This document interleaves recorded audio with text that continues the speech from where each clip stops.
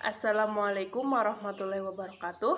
Perkenalkan, nama saya Kudi Fajriyah dari kelas F semester 3 Fakultas Tarbiyah Institut Agama Islam Nahdlatul Ulama Kebumen akan menyampaikan tentang teori belajar behaviorisme. Sebelumnya, kepada yang terhormat Bapak Beni Kurniawan MPDI selaku dosen pengampu mata kuliah Psikologi Pendidikan dan seluruh teman-teman kelas PAIF semester 3 dan seluruh untuk penonton YouTube nanti yang mungkin akan nonton video ini. Ya, saya mulai video tentang teori belajar behaviorisme. Yang pertama, saya akan menyampaikan tentang konsep dasar behaviorisme. Behaviorisme adalah aliran psikologi yang memandang bahwa individu hanya dari sisi fenomena jasmania dan mengabaikan aspek-aspek mental. Behaviorisme tidak mengakui adanya kecerdasan, bakat, minat, dan perasaan individu dalam kegiatan belajar.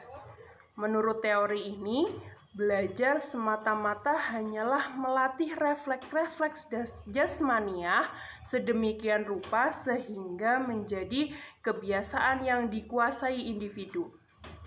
Yang kedua, saya akan membahas tentang variansi behaviorisme. Variansi behaviorisme ada 4. Yang pertama yaitu koneksionis Airborne menurut Thorndike. Hukum koneksionisme Airborne disimpulkan dari eksperimen yang dilakukan Thorndike terhadap kucing sehingga menghasilkan hukum-hukum belajar sebagai berikut. Yang pertama yaitu law of effect, yang memiliki arti sebuah respon yang menghasilkan efek memuaskan akan menghasilkan hubungan stimulus-respon yang semakin kuat. Sebaliknya, semakin tidak memuaskan efek yang dicapai respon, maka semakin lemah pula hubungan yang terjadi antara stimulus dan respon.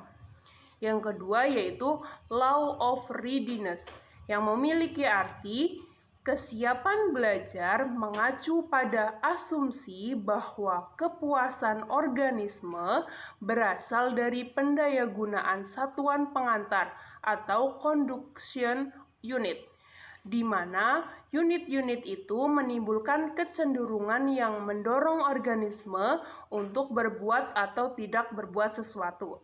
Yang ketiga yaitu law of exercise, yang memiliki arti hubungan antara stimulus respon akan semakin bertambah erat jika sering dilatih dan sebaliknya akan semakin berkurang apabila jarang atau tidak dilatih. Variansi behaviorisme yang kedua yaitu classical conditioning menurut Ivan Pavlov. Eksperimen yang dilakukan oleh Pavlov terhadap seekor anjing menghasilkan hukum-hukum belajar sebagai berikut.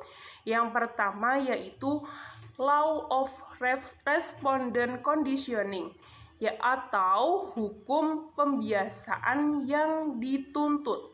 Memiliki arti jika dua macam stimulus diadakan secara simultan yang salah satunya berfungsi sebagai reinforcer, maka refleks dan stimulus lainnya akan meningkat.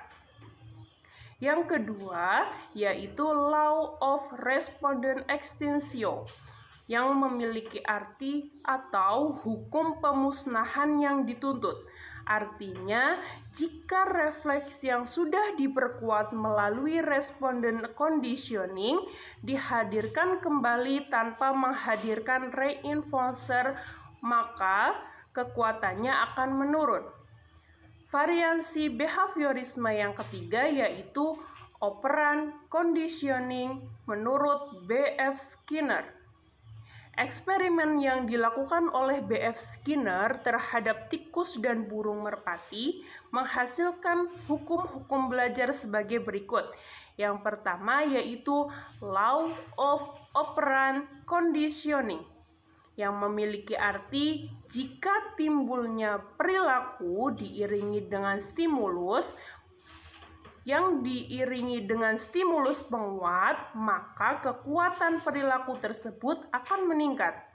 Yang kedua yaitu law of operant extinction, yang memiliki arti jika timbulnya perilaku operan telah diperkuat melalui proses conditioning dan tidak diiringi stimulus penguat, maka kekuatan perilaku tersebut akan menurun bahkan musnah. Tadi telah dijelaskan tentang operan conditioning, reinforcer, tetapi belum paham apakah itu operan conditioning, dan reinforcer.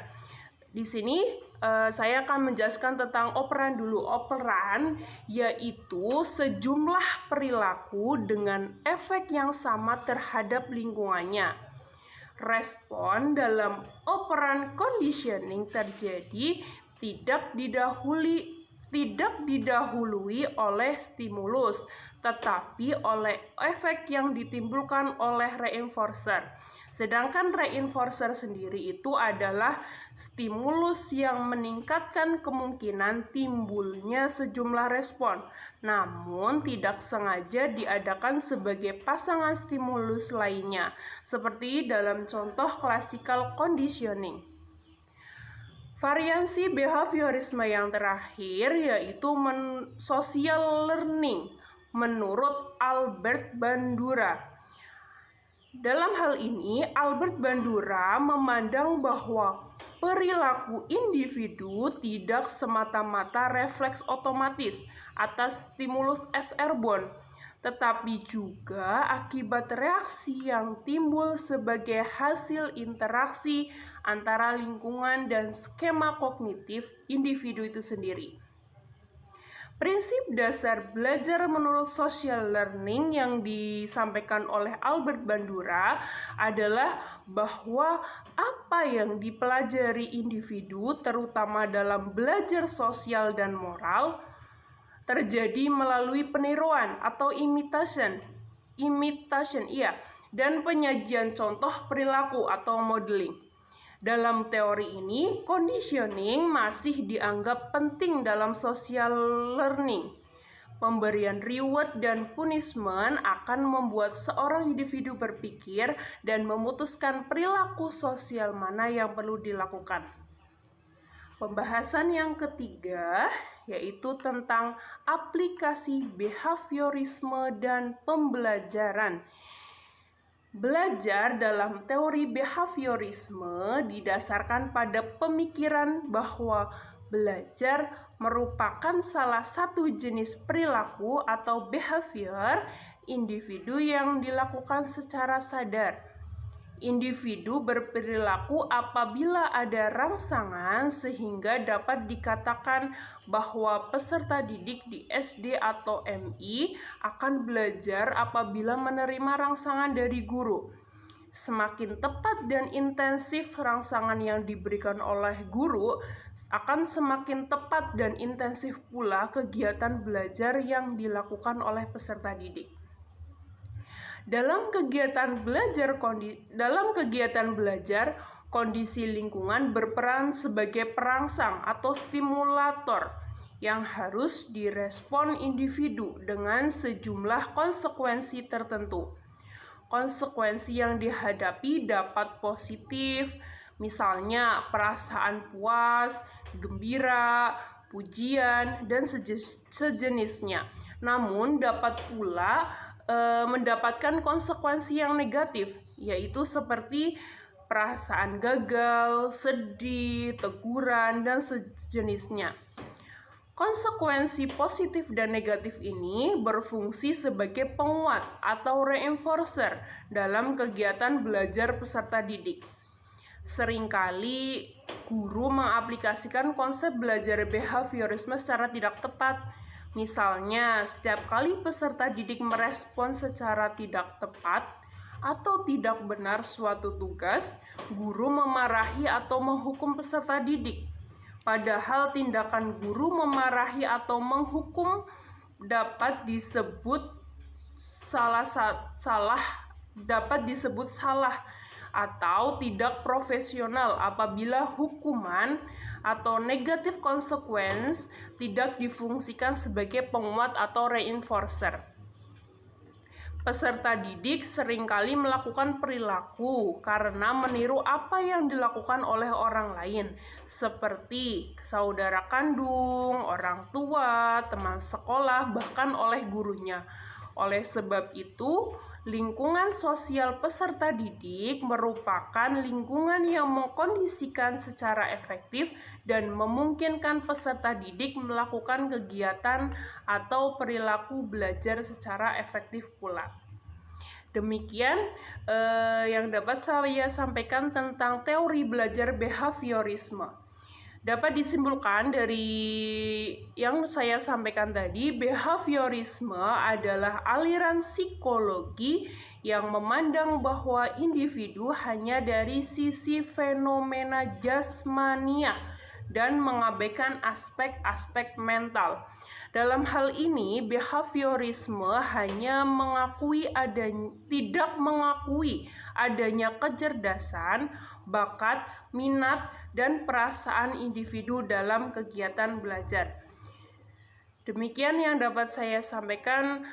Tentunya dalam penyampaian banyak kesalahan. Apabila ada kesalahan atau masukan yang akan disampaikan, saya menerima dengan lapang dada. Terima kasih. Wassalamualaikum warahmatullahi wabarakatuh.